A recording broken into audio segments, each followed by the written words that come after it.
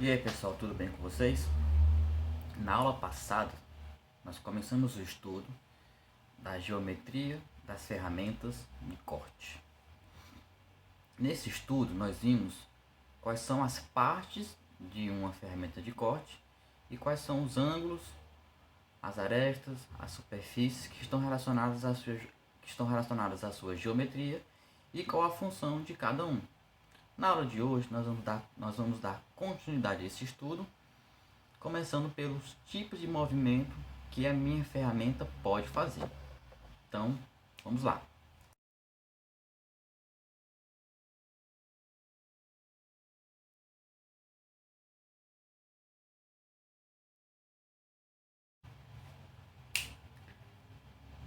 Bem, durante o torneamento, ou melhor, durante qualquer processo de usinagem, a minha ferramenta pode ter movimento de duas naturezas, ativa ou passiva. Portanto, movimentos ativos ou passivos. Mas o que vem a ser cada um e por que essa classificação?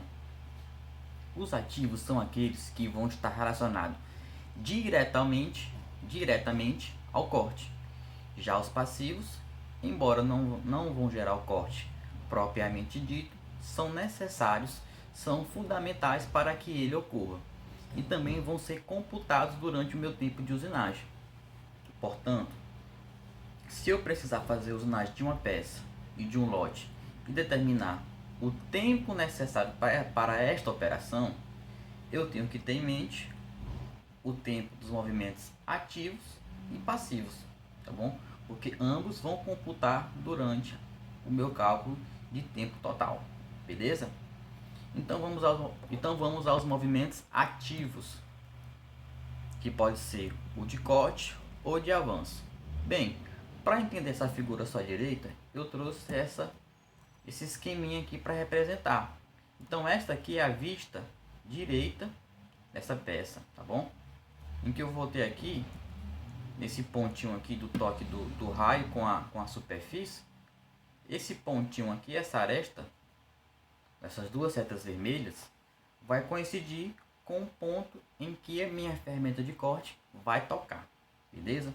Então neste ponto eu vou ter uma componente tangencial à minha rotação, a rotação da minha peça. E nesse ponto a velocidade vai ser perpendicular a este plano aí, perpendicular a esse raio, tá bom? Então essa seta aqui, ela vai representar a minha velocidade de corte, tá bom? Que coincide com a direção do movimento de corte, porque na tornearia ele sempre, ou melhor dizendo, porque na tornearia muitas vezes ele vai ser perpendicular, vai ser tangencial à minha peça usinada, beleza? Então esta seta aqui inclinada, ou melhor, esta seta curvada nessa peça direita, ela vai representar a rotação da peça. Já as setas retas vão representar as direções de avanço da minha ferramenta. Portanto, aí, neste esqueminha, eu tenho duas ferramentas avançando em duas direções. A primeira está na direção do eixo da peça, que eu chamo de direção longitudinal, tá bom? Então guarde esse nome. Qualquer movimento na direção do eixo da minha peça é chamado de movimento longitudinal. Já esta outra peça aqui, ferramenta que está mais à direita, ela está se movimentando na direção transversal, beleza? Que é perpendicular à longitudinal, tudo bem? Então aqui nesta figurinha aí, eu vou ter 4 movimentos, beleza? Então aí, primeiro, tangencial à minha peça, eu tenho a direção de corte. Aqui também eu tenho outra direção de corte, que também é tangencial. E por fim eu tenho os dois sentidos de avanço, que pode ser longitudinal ou pode ser transversal. Continuando, os movimentos passivos. O primeiro deles é o de aproximação, em que eu vou apenas aproximar a ferramenta da minha peça. Então, vamos lá? Bom, o segundo é o de ajuste, em que eu vou determinar a espessura, a quantidade de material a ser removido, que é este movimento aí, bem sutil. Durante a usinagem, dependendo do que eu estiver usinando e da duração dessa usinagem, vai haver um desgaste significativo ou não na minha ferramenta de corte. E para compensar esse desgaste, que eu destaquei aí para vocês, para compensar esse desgaste, eu tenho que fazer o movimento de correção. Então esta parte que eu coloquei de vermelho aí, que seria um desgaste simbólico, eu tenho que compensar ele.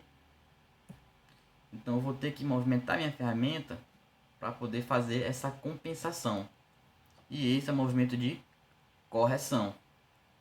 E por fim, eu tenho o movimento de recuo. Após terminar a minha usinagem, eu tenho que voltar a ferramenta para a posição inicial para terminar o meu processo. E esse é o movimento de recuo.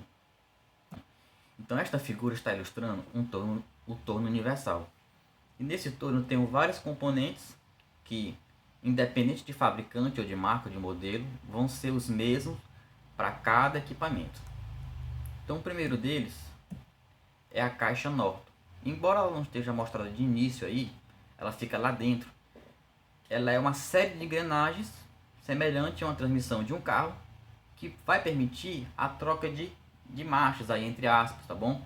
Em que eu vou poder selecionar várias velocidades e vários avanços de acordo com a minha necessidade. Ela é chamada de caixa Norton. A seguir, eu tenho um carro longitudinal.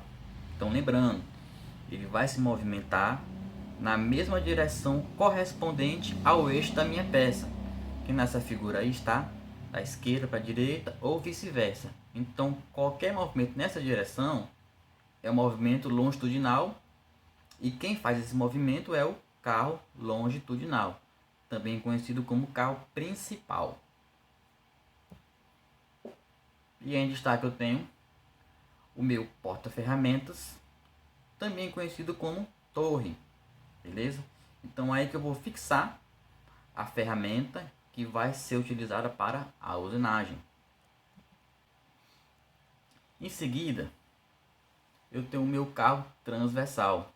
Lembrando, é porque ele vai fazer o movimento transversal à minha peça, que vai ser perpendicular à minha direção longitudinal. E aqui eu coloquei ele em destaque para vocês verem melhor. Ele tem uma série de manípulos que servem para controlar esse movimento. Tá bom? Ele também tem algumas graduações que servem para você medir o quanto você está avançando ou está recuando na direção transversal. Então o carro longitudinal ele vai se movimentar ao longo de barramentos, né, ao longo de guias, que são chamadas de barramentos. Então essas guias, que tem um perfil mais ou menos triangular, é por onde esse carro aí vai se movimentar. São os trilhos, né? São as guias. E aí eu tenho a vara, né? Esta vara ela tem papel fundamental quando eu vou utilizar o avanço automático. Embora neste todo não esteja evidente, eu também tenho uma vara, ou melhor, eu também tenho um fuso, que também é responsável pelo movimento de avanço, no entanto, apenas quando for necessário a fabricação de roscas ou engrenagens, beleza? Dando sequência, eu tenho aí o meu cabeçote móvel e o cabeçote fixo. Bem, ambos os cabeçotes são partes que vão me auxiliar na fixação da peça.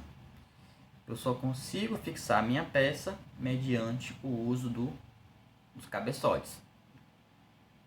O cabeçote fixo, apesar de rotacionar, ele não se desloca portanto, o nome fixo. Já o móvel, ele pode se movimentar ao longo do barramento, ao longo das guias. Tá aí o nome, cabeçote móvel. Então, neste vídeo curto, eu trouxe para vocês verem como funciona a operação de um torno mecânico. Então, aí eu tenho uma peça sendo usinada.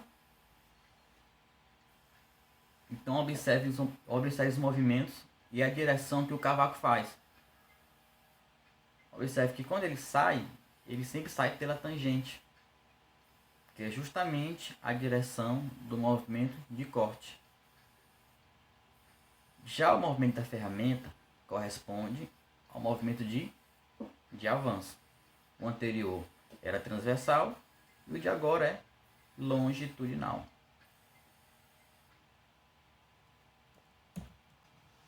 Tá bom, pessoal? Então, por hoje, vamos ficar por aqui. Então, agradeço a vocês pela atenção e até a próxima. Abraço!